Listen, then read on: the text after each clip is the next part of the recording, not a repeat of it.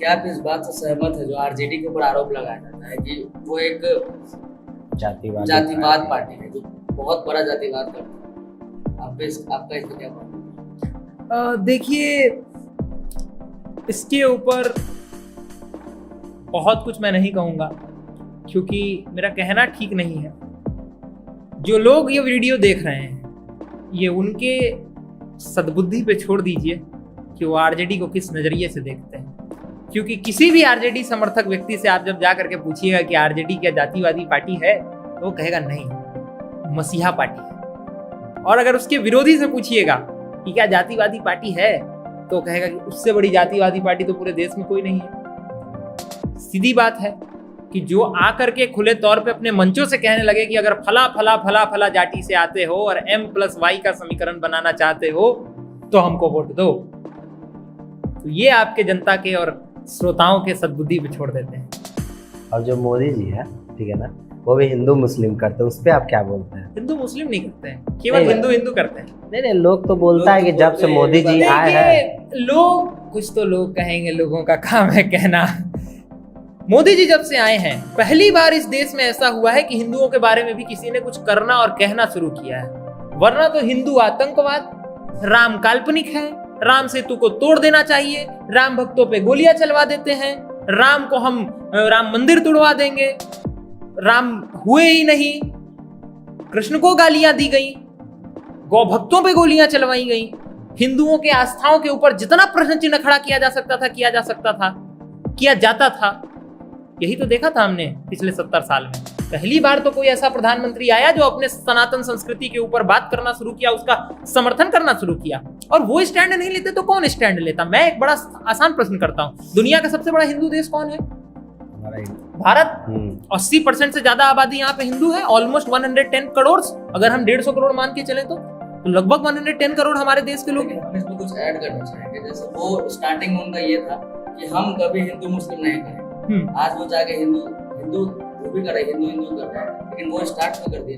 नहीं, स्टार्ट नहीं कर दिए। देखिए, ये भारत की पॉलिटिक्स का तरीका रहा है।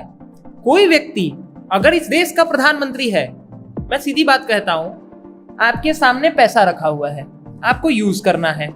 2000 के 20 नोट्स हैं और 500 का एक नोट है, तो आप वो 500 का एक नोट कितनी बार उठा पाएंगे?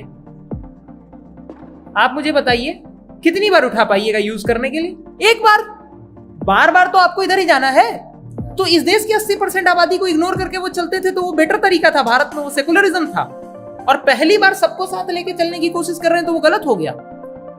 दिक्कत ये है ना कि 70 साल में हमें ऐसा समझा दिया गया कि अरे हिंदू हो मत बोलो, जय श्री राम मत बोलो, जय श्री राम बहुत ही खतरनाक नारा है, हिंदू आतंकवादी होता है, भगवा आतंकवाद होता है, ये समझा बुझा दिया गया। और हमको लगा कि अरे हाँ यार, सही कह रहा है, सही बोल रहा है। लेकिन अल्लाह अकबर बहुत सही था, सेकुलर नारा था। भारत तेरे टुकड़े होंगे इंशाअल्लाह कोट अनकोट, सेकुलर नारा था। मोदी तेरी कब्र खुदेगी, सेकुलर नारा था। भाई इसी देश में हुआ है। आज की तारीख में अगर मोदी जी जय श्री राम कह दे रहे हैं, लोगों को दिक्कत होने लगी। और अगर होती है, देखिए मोदी जी का कोई समर्थक हो सकता है, कोई विरोधी हो सकता है, लेकिन जय श्री राम कहां से आप उसमें समर्थन और विरोध में लेके चले आते हैं? डीएमके, मैं एक छोटा सा उदाहरण देता हूं। एमके स्टालिन, क्या बोला था उन्होंने कहा था ना कि हिंदू डेंगू और मलेरिया के समान हैं, इनको समाप्त कर देना चाहिए। ऐसा है क्या? इस देश की 80% आबादी को आप समाप्त करने की बात कर रहे हैं, वो सेकुलर है। वो इस देश में उसके ऊपर कोई सेकुलरिज्म का सूरमा नहीं बोलेगा कि स्टालिन आपने सही नहीं बोला था। एक भी विपक्षी नेता को आपने नहीं सुना होगा कि आकर के खंडन किए या फिर गठबंधन से हटा देते कि नहीं ठीक है हम हार स्वीकार कर लेंगे। अटल जी कहते थे ना, अटल जी जब प्रधानमंत्री थे तो अटल जी कहा करते थे, यही लोग आजकल कह रहे हैं कि अटल जी बढ़िया प्रधानमंत्री थे। अगर इंडिया अलायंस की बात माने तो ये कहते थे अटल जी अच्छे थे। तो अटल जी क्या कहते थे कि अगर अपने कुर्सी को बचाने के लिए केवल और केवल हमको तुष्टीकरण करना पड़े तो मैं चिमटे से भी ऐसे कुर्सी को छूना पसंद नहीं करूंगा। तो अगर इस बात का आप समर्थन करते हैं तो इंडिया अलायंस को कहना चाहिए था कि ठीक है भाई, डीएमके का हम समर्थन नहीं करते हैं, और अगर हम समर्थन नहीं करते हैं आप हमारे साथ मत रहिए। सनातन संस्कृति को गाली देने की कीमत पे अगर हमें सत्ता में आना पड़ रहा है, यानी 80% लोगों को हम इग्नोर करके सत्ता में चलेंगे तो देश चलेगा। यानी आप इस देश के हर 5वें व्यक्ति में से 4 लोगों को इग्नोर करके केवल एक की सुनेंगे, ऐसे देश चलेगा।